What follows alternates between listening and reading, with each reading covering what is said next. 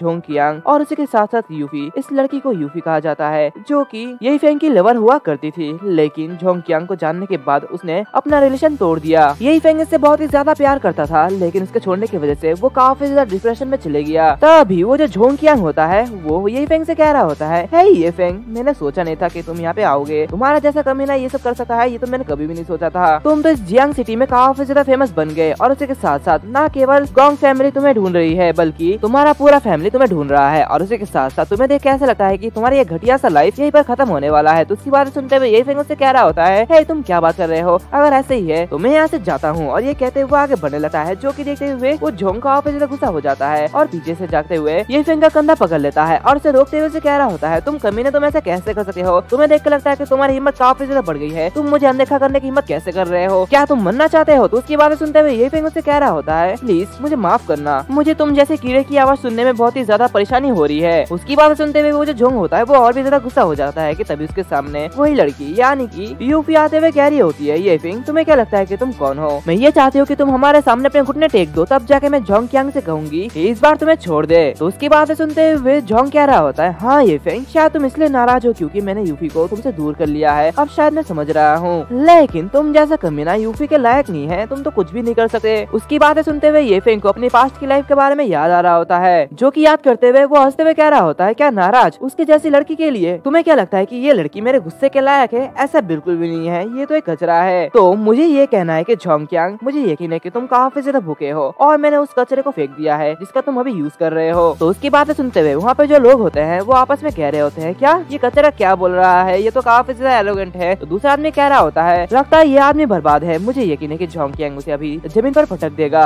दूसरी तरफ ये फेंग की बातें सुनते हुए जोंग को काफी ज्यादा गुस्सा आ रहा होता है, वो उससे कह रहा होता है, तुम कमीने, तुम ऐसा कैसे कर सकते हो? तुम्हारी जीप तो काफी ज्यादा चलती है, लगता है अब मुझे तुम्हें बताना ही पड़ेगा कि वो मुझसे कितना प्यार करती है, वो मेरे लिए मरने को भी तैयार है, और तुम तो सिर्फ एक कचरे के टुकड़े हो जो कि कुछ भी नहीं कर सकता, एक कचरे का टुकड़ा जिसे कोई भी नहीं चाहता। वैसे मेरे खिलाफ जाने के लिए क्या तुम्हारे पास कोई भी योग्यता है? तब ये भी कहती है, ये फेंग में वास्तव में अंधी थी, ये सोचने के लिए कि पहले मैं आपसे प्यार करती थी, लेकिन अब ऐसा नहीं है। मैं तुम्हें बता दूं कि तुम एक कचरे हो, और मैं ये श्योरली कह सकती हूँ कि तुम्हें फ्यूचर में कोई भी प्यार नहीं करेगा जब तक तुम मर नहीं जाते, तुम एक अकेले कुत्ते की तरह रह जाओगे। तो उसकी बात सुनते हुए ये फेंग कह रहा होता है, मुझे कोई भी परवाह नहीं है, अगर मुझे कोई भी नहीं चाहता तो ठीक है, लेकिन तुम दोनों की जोड़ी स्वर्ग में काफी अच्छी बनेगी, मैं तुम दोनों को बधाई देना चाहता हूँ। तो उसकी बातें सुनते हुए वो जो जोंग होता है वो काफी ज्यादा गुस्सा हो रहा होता है, और ये कहते हुए वो बहुत ही तेजी के साथ साथ ये फेंग पर अटैक कर देता है। उसे अपने ऊपर अटैक करते हुए देख ये फेंग अपने मन में कह रहा होता है, अगर तुम में हिम्मत है तो और एक कदम उठाओ और तुम मारे जाओगे। तभी ये फेंग को बचाने के लिए, मेरा मतलब जोंग को ये फेंग से बचाने के लिए वहाँ पे जियाफी आ जाती है और चिल्लाते हुए कह रही होती है, तुम्हारी हिम्मत कैसी हुई? ये मेरा बॉयफ्रेंड है और जो कोई भी उसे छूने की हिम्मत करेगा वो बाय फैमिली का दुश्मन बन जाएगा। उसे वहाँ पे देखते हुए जोंग काफी ज्यादा आनंद होता है और अपने मन में कह रहा होता है, असंभव, ऐसा कैसे हो सकता है? ग्रेट फैमिली से 22 कूड़े जैसे कचरे को कैसे पसंद कर सकती है? ऐसा कैसे हो सकता है? तभी जियाफी को ऐसा बोलते हुए देख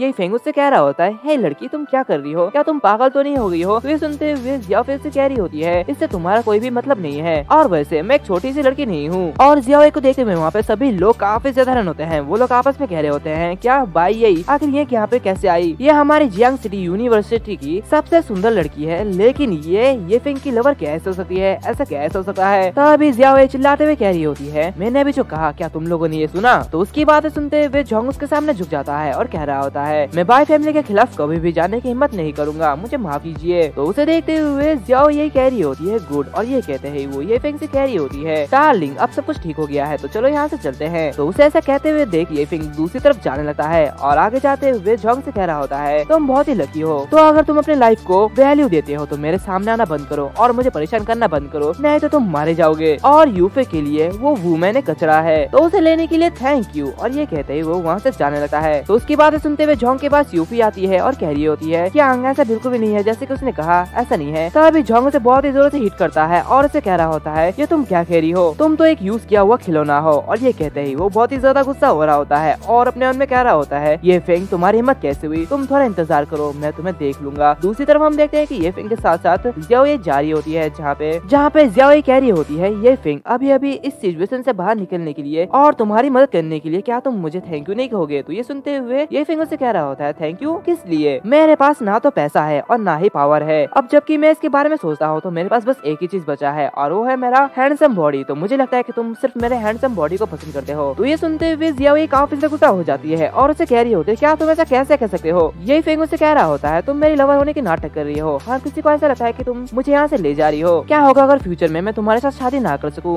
और सब कुछ कहने के साथ साथ तुमने जो मेरे नाम पे कलंक लगाया है उसके लिए तुम्हें मुझे पे करना पड़ेगा और मैं इसे ले लूंगा। ये सुनते हुए जियाओ ये काफी ज्यादा हैरान होती है और कह रही होती है, क्या ऐसे कैसे कर सकते हो तुम? क्या मेरे दादाजी ने तुम्हें कोई काला कार्ड नहीं दिया? तो ये फिंग कह रहा होता है, वो तो तुम्हारे दादाजी ने दिया, तुमने थोड़ी दिया। ये सुनते हुए बहुत ही गुस्से में जियाओ वो कार्ड ढूंढने लगती है और जैसे ही उसे वो कार्ड मिल जाता है वैसे वो देखती है कि ये फिंग वहाँ से गायब है। वो अपने मन में कह रही होती है, उसने कहा था कि मेरे दादाजी मरने वाले हैं, इसलिए मैंने शुरू में सोचा था कि मैं उसके करीब आ सकी हूँ और फिर उससे पूछताछ कर सकी हूँ, लेकिन मुझे यकीन है कि उसे सब कुछ पहले से पता चल गया था कि मैं ऐसा क्यों कर रही हूँ, जो कि मुझे काफी ज्यादा परेशान कर देता है। लेकिन मैं इतनी जल्दी हार नहीं मानूंगी, मैं सब कुछ पता लगा लूंगी कि तुम्हारे सारे सीक्रेट क्या है। ये फिंग उसी कॉलेज में जाता है जहाँ पे वो इंग्लिश क्लास में घुसने वाला होता है कि तभी वो सुनता है कि वहाँ पे कुछ लोग आपस में बात कर रहे होते हैं और कह रहे होते हैं, अरे क्या तुमने सुना वो कचरा वापस आ गया? जिसने ये सोचा कि वो यहाँ पे लौटने की फिर से हिम्मत करेगा, लेकिन गोंग फैमिली उसे नहीं छोड़ेगी, वो उसे मार डालेगी। गोंग फैमिली ने ये कहा कि उसके और लिन फेंग के बीच में जो भी हुआ उसके बाद वो उसकी टांगे तोड़ देंगे। तो ये सुनते हुए दूसरा बंदा कह रहा होता है, सिर्फ गोंग फैमिली नहीं बल्कि ये फैमिली भी काफी ज्यादा गुस्से में है। ये फैमिली के कुछ लोगों ने कहा कि वो ये फेंग को अपने घर से निकाल देंगे और हमेशा हमेशा के लिए अलग कर देंगे और कभी भी नहीं पहचानेंगे। तो ये सुनते हुए ये फेंग अपने मन में कह रहा होता है, मैं चाहो तो झुक नहीं सकता, मुझे लगता है कि मुझे इन बच्चों के ग्रुप्स के साथ साथ थोड़ा पंगा लेना पड़ेगा। और ये कहते हुए वो क्लास के अंदर चले जाता है जहाँ पे वो देखता है कि गोंग वहाँ पे बैठा हुआ होता है। गोंग उसे देखते हुए अपने मन में कह रहा होता है, तो चलो देखते हैं तुम अभी थोड़ी देर में मरने वाले हो। कि तभी अचानक से बहुत ही तेजी से दौड़ते दौड़ते ये फेंग का दोस्त आता है, जहाँ पे वो बहुत ही तेजी से आते हुए कह रहा होता है, ये फेंग जल्दी चलो, तुम मेरे साथ चलो, तुम्हें मेरे साथ चलने की जरूरत है। लेकिन ये फेंग उसके बात नहीं सुनता और वो अभी भी वहीं पर ही खड़ा हुआ होता है, जो कि देखते हुए वो लड़का उसके पास आ रहा होता है और कह रहा होता है, हे तुम अभी भी यहाँ पे किस लिए खड़े हो? अगर तुम यहीं पर ही रहोगे तो तुम मारे जाओगे। ये फेंग क्या तुम जानते हो कि गोंग फैमिली को सब कुछ पता चल चुका है और उन्हें ये भी पता है कि तुम यहाँ पे हो। वो लोग बहुत ही तेजी से यहाँ आ रहे हैं, मुझे लगता है कि तुम्हें यहाँ से भागना होगा,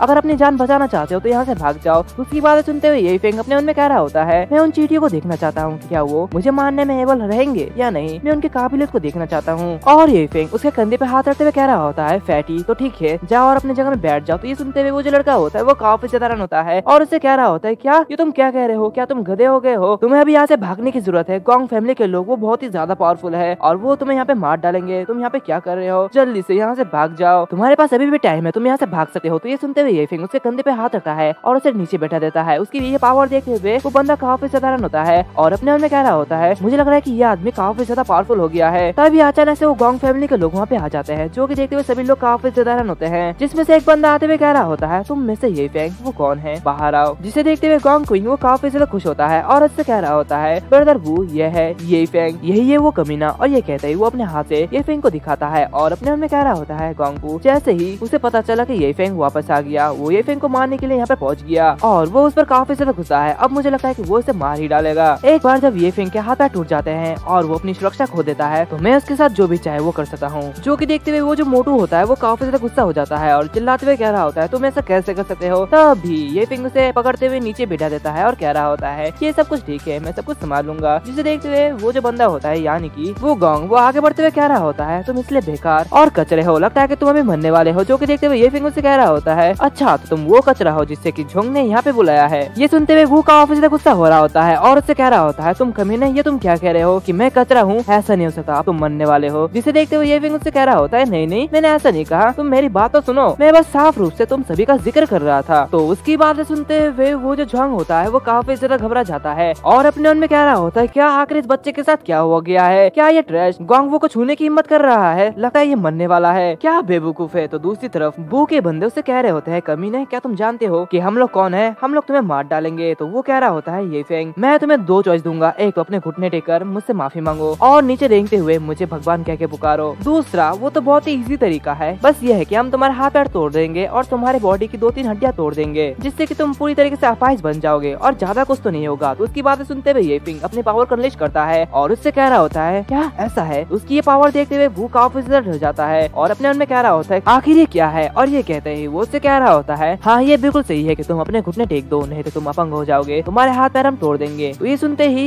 ये फिंग हंसने लगता है और वहाँ पे जाते हुए बैठ जाता है और उससे कह रहा होता है अच्छा क्योंकि तुम वास्तव में ये करने के लिए कह रहे हो तो ठीक है, मैं ये कर देता हूँ। तो अब मैं भी तुम्हें चॉइस दूंगा। और ये कहता है वो अपनी सोल डिवोरिंग नीमन आइज को एक्टिवेट करता है जिसकी वजह से वो सारे के सारे लोग हिप्नोटाइज हो जाते हैं और सभी ये फेंग के कंट्रोल में आ जाते हैं। ये फेंग कह रहा होता है तो ठीक है, अपने घुटने झुका दो। जिसे देखते हुए वो जो पीछे से झोंग कह रहा होता है हे तुम ये क्या कह रहे हो? और ये कहते है वो जोरों से हंसने लगता है और उससे कह रहा होता है तुम जैसे कचरे इन्हें घुटने टेकने के लिए कह रहे हो, ऐसा बिल्कुल भी नहीं होने वाला है। तुम्हें क्या लगता है कि ये लोग तुम्हारी बात मानेंगे? ऐसा बिल्कुल भी नहीं होने वाला, यहाँ पे तुम्हें भगवान भी नहीं बचा सका, आज तुम मरने वाले हो। तभी वो देखता है कि वो चारों लोग अपने घुटने टेक देते हैं जो कि देखते हुए झोंग का ऑफिस साधारण होता है और कह रहा होता है क्या यंग मास्टर बू आखिर इस कूड़ेदान के सामने ये अपने घुटने क्यों टेक रहे हैं? हे तुम लोग क्या कर रहे हो? और ये कहते ही वो काफी ज्यादा परेशान हो रहा होता है और कह रहा होता है जल्दी उठ जाओ। तभी ये फिंग गोंगवू से कह रहा होता है गोंगवू क्या तुम लोग यहाँ पे ये फिंग की तलाश नहीं कर रहे थे? क्या तुम उसे ढूंढना चाहते हो? क्या वो तुम्हें नहीं मिला? और ये कहते ही ये फिंग अपने हाथों से गोंग क्यांग की तरफ इशारा लगाता है और कह रहा होता है ये फिंग वही है जिसे कि तुम ढूंढ रहे थे। तो ये सुनते हुए तो गोंगवू कह रहा होता है हाँ ये फिंग, हाँ मुझे इसकी तलाश थी, मैं कब से ढूंढ रहा था, अब ये मुझे मिल गया है, अब मैं इसे मारने वाला हूँ। तो ये सब देखते हुए गोंग क्यांग काफी ज्यादा घबरा जाता है और कह रहा होता है यंग मास्टर बू क्या आप ठीक है? आखिर आप लोगों को क्या हो गया है? ये आप लोग क्या कर रहे हैं? ये फिंग मैं नहीं हूँ बल्कि मैं तो गोंग क्यांग हूँ, आप ये क्या कर रहे हैं? और वो कह रहा होता है नहीं ऐसा नहीं हो सकता, ये जरूर ये फिंग की कोई मायावी चाल हो सकती है। तभी अचानक से बू से बहुत ही तेजी से पंच करता है और उससे कह रहा होता है ये फिंग मुझे ये फिंग को हराना चाहिए। तो दूसरी तरफ ये सब देखते हुए गोंग क्यांग वो काफी ज्यादा गुस्सा हो रहा होता है और कह रहा होता है यंग मास्टर बू मैं ये फिंग नहीं हूँ, प्लीज ध्यान से देखिए मैं ऐसा नहीं हूँ। लेकिन वो लोग उसकी बात नहीं सुन रहे होते हैं और बहुत ही बेरहमी से वो उसे मार रहे होते हैं जो कि देखते हुए ये फिंग जोर से हंसने लगता है और कह रहा होता है कैसा लग रहा है ये फिंग बनके, क्या तुम्हें अच्छा लग रहा है? और ये कहते हैं वो बहुत ही इविल हंसी देता है। दूसरी तरफ वो लोग बहुत ही बुरी तरीके से गोंग क्यांग को मार रहे होते हैं जिसकी वजह से गोंग क्यांग काफी ज्यादा जख्मी हो गया होता है। तभी ये सब देखते हुए वहाँ पे जो दूसरे बच्चे आते हैं यानी कि दूसरे स्टूडेंट आते हैं वो लोग काफी ज्यादा हैरान होते हैं और आपस में कह रहे होते हैं अरे झोंग क्यांग के साथ क्या हो गया है? क्या उसने वो का अपमान किया है? आखिर वो इसे इस तरह क्यों मार रहा है? और ये सब देखते हुए वो लोग काफी ज्यादा हैरान होते हैं। तभी वो जो झोंग क्यांग होता है वो उन लोगों से कह रहा होता है रुको मुझे मत मारो और वो बुरी तरीके से कांप रहा होता है जिसे देखते हुए गोंगवू से छोड़ देता है और वहाँ से जाने लगता है। तभी वो जो मोटू होता है वो ये फिंग को देखते हुए काफी ज्यादा हैरान होता है और उसे कह रहा होता है ये फिंग क्या तुम वास्तव में ये फिंग को जानते हो? मुझे तो नहीं लगता कि तुम ये फिंग हो, आखिर तुम कौन हो, इंसान हो या भूत? उसकी बातें सुनते हुए ये फिंग मुस्कुराते हुए कह रहा होता है हे तुम मेरे बारे में क्या बात कर रहे हो? क्या तुम मुझे नहीं पहचानते? लेकिन यहाँ पे एक बात है जो कि तुमने गलत कही है, मैं ना तो इंसान हूँ और ना ही भूत हूँ, मैं एक डीमन हूँ। तभी हम देखते हैं कि वहाँ पे टीचर आती है और वो क्लास में आ ही रही होती है कि तभी उसके सामने से झोंग क्यांग बहुत ही तेजी से भागते हुए जा रहा होता है और वो काफी ज्यादा जख्मी होता है जिसे देखते हुए वो टीचर काफी ज्यादा घबरा जाती है और उससे कह रही होती है झोंग क्यांग आखिर तुम्हारे साथ क्या हो गया है? क्या तुम ठीक हो? तो ये सुनते हुए झोंग क्यांग कह रहा होता है मैं ठीक हूँ, मैं अपने आप ही नीचे गिर गया था। तो ये सुनते हुए वो जो मैम होती है वो कह रही होती है ठीक है चलो अब क्लास शुरू होने वाली है। तभी ये फिंग की नजर उस मैम पर पड़ती है और वो उसे देखते हुए अपने उनमें कह रहा होता है ये लेडी इसकी बॉडी से एक तरह की एबनॉर्मल खुशबू आ रही है जो कि काफी ज्यादा अजीब है। Violet blood, destiny of 5 path, gaze of the star वो वास्तव में एक इनेट स्पिरिचुअल फिजिक को पोजेस कर रखी है। अगर मुझे उसके खून की एक बूंद भी मिल जाती है तो मैं एक डिमोनिक पिल को रिफाइन करके फिर से वापस ला सकता हूँ। ये एक एक्स्ट्रा लाइफ पाने के बराबर है। तभी वो कुछ देखता है और वो बड़े गौर से देख ही रहा होता है कि तभी वो मैम उसके पास से गुजरती है और तभी अचानक से वो बहुत ही जोरों से उनके पीछे मार देता है जो कि देखते हुए उसकी जो टीचर होती है वो काफी ज्यादा हैरान होती है और चिल्लाते हुए कह रही होती है ये फिंग क्या तुम पागल हो गए हो? ये तुम क्या कर रहे हो? तो उसकी बातें सुनते हुए ये फिंग एक मच्छर को दिखाते हुए उस मैम से कह रहा होता है अरे अभी अभी यहाँ पे एक बहुत से खतरनाक चीज यानी कि डिमोनिक मच्छर था जो कि आपको नुकसान पहुंचा सकता था, तो इसलिए मैंने पे थप्पड़ मार दिया और इसे मार डाला, तो क्या मैंने गलत किया? तो उसकी बातें सुनते हुए उसकी जो मैम होती है वो काफी ज्यादा गुस्सा हो रही होती है और उसे बहुत ही जोर से चाटा मारती है और उसे बाहर निकाल देती है। हम देखते हैं कि ये फिंग अपने हाथ में उस मच्छर को लेते हुए अपने मन में कह रहा होता है, हालांकि ज्यादा नहीं था लेकिन ये काफी होना चाहिए, और उस मच्छर के अंदर से एक डिमोनिक ऑरा निकल रही होती है। लेकिन ये डिमोनिक मच्छर सिर्फ फॉरबिडन लैंड्स ऑफ गैलेक्सी में पाए जाते हैं, लेकिन ये यहाँ पे क्या कर रहे हैं? मुझे लगता है कि कुछ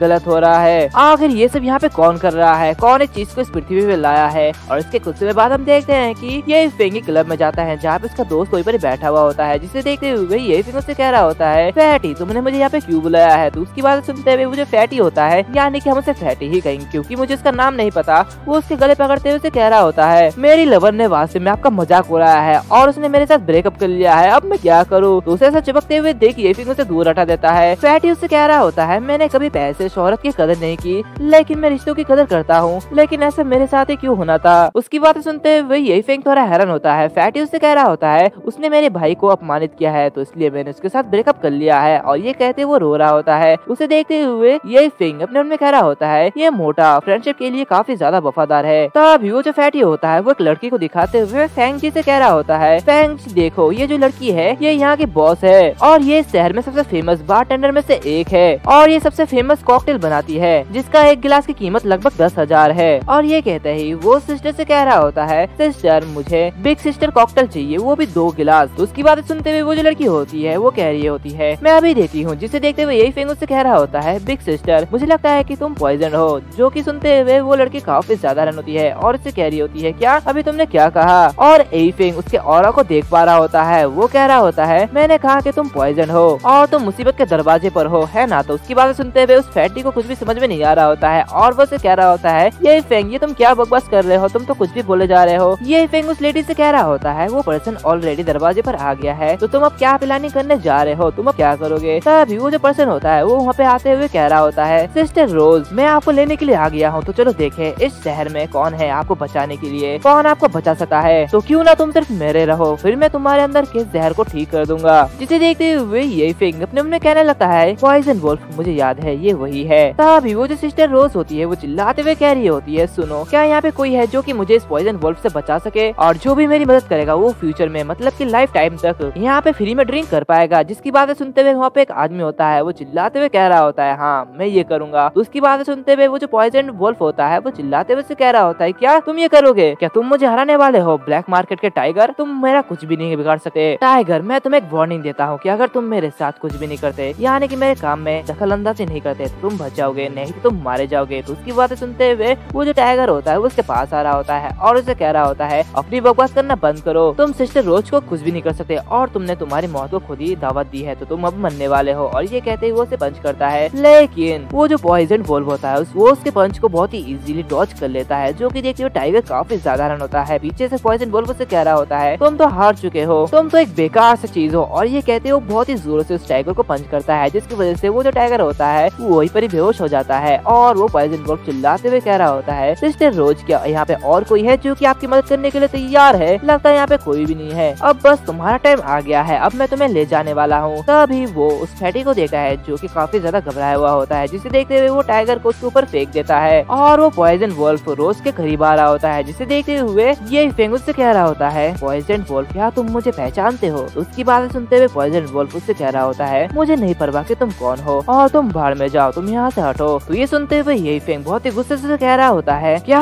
तुम्हें ये कहने की हिम्मत कैसे हुई? अब तुम मरने वाले हो। उसे ऐसा बातें करते हुए देखो पॉइजन वुल्फ उससे कह रहा होता है, तुम बदबूदार कमीने यहाँ से हट जाओ, मुझे अपना काम करने दो। और ये कहता है वो अपने हाथों में अपनी और इकट्ठे करते हुए रोज के करीब जा रहा होता है कि तभी यही फिंग उसका हाथ रोक देता है, मतलब कि उसका हाथ पकड़ लेता है, जिसकी वजह से वो जो पॉइजन वुल्फ होता है वो हिल भी नहीं पा रहा होता है, जो कि देखते हुए वो काफी ज्यादा हैरान होता है और अपने मन में कह रहा होता है, क्या क्या मैं हिल नहीं पा रहा हूँ, आखिर ये क्या है? और ये कहते हुए वो अपने नीडल से उस पर अटैक करता है, लेकिन ये फिंग उसे डॉज कर लेता है और बहुत ही तेजी के साथ साथ उसे के पंच करता है, जिसकी वजह से वो थोड़ा दूर जा गिरता है। उसकी पावर देखते हुए पॉइजन वुल्फ काफी ज्यादा हैरान होता है और कह रहा होता है, आखिर ये क्या चल रहा है, इस आदमी के साथ क्या हुआ है, क्या ये इतना ज्यादा पावरफुल है? तभी हम देखते हैं कि ये फिंग बहुत ही बुरी तरीके से उसके पास बढ़ रहा होता है, तो उसे देखते हुए वो पॉइजन वुल्फ कह रहा होता है, अब मैं तुम्हारी जान लेने वाला हूँ। और ये कहते हुए वो बहुत ही तेजी के साथ साथ यही फिंग पर अटैक कर देता है, लेकिन ये फिंग उसकी अटैक को बहुत ही इजीली डॉज कर लेता है और बहुत ही जोरों से उसे और एक पंच मारता है, जिसकी वजह से वो पॉइजन वुल्फ नीचे गिर जाता है। ये फिंग उससे कह रहा होता है पॉइजन वुल्फ, क्या तुम अब भी मुझे नहीं पहचानते? क्या तुम्हें कुछ भी याद नहीं आया है? तो पॉइजन वुल्फ कह रहा होता है तुम भाड़ में जाओ, और ये कहते हुए अपने मुंह से उसके ऊपर पॉइजन निडल फेंकता है, जिससे कि ये फेंक डॉज कर लेता है और उसे कह रहा होता है तुम काफी ज्यादा जिद्दी हो, और ये कहते हुए वो बहुत ही खतरनाक सा अटैक उसके ऊपर करता है। लेकिन पॉइजन वुल्फ उसे डॉज कर लेता है और उसके पीछे आते हुए उस पर अपने नीडल से अटैक करता है, और वो जो नीडल होता है वो ये फेंक पर लग जाता है, जिसे देखते हुए पॉइजन वुल्फ काफी ज्यादा खुश होता है और हंसते हुए कह रहा होता है अब तो तुम मरने वाले हो। तभी हम देखते हैं कि वो जो ये फेंक होता है वो उसके नीडल को अपने दांत से रोक देता है और कह रहा होता है इसका टेस्ट उतना भी ज्यादा बुरा नहीं है, जो कि देखते हुए पॉइजन डीमन काफी ज्यादा रन होता है और कह रहा होता है आखिर ये क्या है। तभी अचानक से ये फेंक अपने हाथ से उसका मुंह दबा लेता है और उसे बहुत ही जोरों से जमीन पर पटक देता है, जो कि देखते हुए वहाँ पे सभी लोग काफी ज्यादा हैरान होता है, खास करके फैटी, वो तो बहुत ही ज्यादा हैरान होता है। तभी ये फेंक पॉइजन वुल्फ के पास आते हुए उसे कह रहा होता है लगता है तुम कुछ ज्यादा मार खाना चाहते हो। तो उसकी बातें सुनते हुए वो जो पॉइजन वुल्फ होता है वो उसे कह रहा होता है सर अब मैंने हार मान ली है, अब मैं और लड़ना नहीं चाहता। ये फेंक उसे कह रहा होता है तुमने रोज को वो पॉइजन दिया है तो अब मुझे उसका एंटीट्यूड बताओ। तो उसकी बातें सुनते हुए वो जो पॉइजन वुल्फ होता है वो अपने दांत को निकालता है और ये फेंक से कह रहा होता है ये मेरे कस्टम मेड दांत है जिसके अंदर वो एंटीट्यूड रखा गया है, जो कि देखते हुए ये फेंक थोड़ा सा हैरान होता है। पॉइजन वुल्फ अपने मन में कह रहा होता है उसने ये कैसे किया, आखिर उसे कैसे पता कि मैं वही था जिसने कि उसे जहर दिया है। तभी वहाँ पे कुछ और लोग आ जाते हैं, जो कि देखते हुए ये फेंक थोड़ा सा हैरान होता है और अपने मन में कह रहा होता है आखिर ये लोग यहाँ पे क्या कर रहे हैं, जिसे देखते हुए वो जो पॉइजन वुल्फ होता है वो कह रहा होता है बड़े भाई आप यहाँ पे क्यों हो। उसे देखते हुए वो जो आदमी होता है वो उसे कह रहा होता है पॉइजन वुल्फ आखिर तुम्हें क्या हो गया है और तुम यहाँ पे क्या कर रहे हो। और गाइस मैं तो आपको बताना भूल ही गया कि ये बंदा वही बंदा है, यानी कि वही सिक्योरिटी मतलब बॉडीगार्ड जिसका नाम झोंग जियांग होता है। पॉइजन डीमन झोंग से कह रहा होता है ब्रदर ये एक बच्चा है जिसने आपको सीरियसली नहीं लिया है, ये वो था जिसने कि मेरा ये हालत किया है, क्या आप इसे मार सकते हैं क्योंकि मैं ये नहीं कर सकता। तभी वो जो झोंग होता है वो ये फेंग को देखते हुए काफी ज्यादा हैरान होता है और उसके सामने झुक जाता है। ये फेंग उससे कह रहा होता है आखिर तुम्हारा हाथ वो कैसा है। झोंग ये फेंग से कह रहा होता है मुझ पर दया करने के लिए आपका धन्यवाद, यही कारण है कि मैं अपना हाथ बरकरार रखने में सक्षम हूँ। और ये कहते ही वो पॉइजन वुल्फ का भी सर झुकाता है। एंड इसके साथ साथ ये जो एपिसोड है यही पर ही खत्म हो जाता है। अगर तुम लोगों को ये एपिसोड अच्छा लगे तो लाइक करना, शेयर करना, सब्सक्राइब करना मत भूलना, साथ ही साथ बेल आइकन को भी दबा देना। तो मिलते हैं अगले वीडियो में, तब तक के लिए बाय बाय।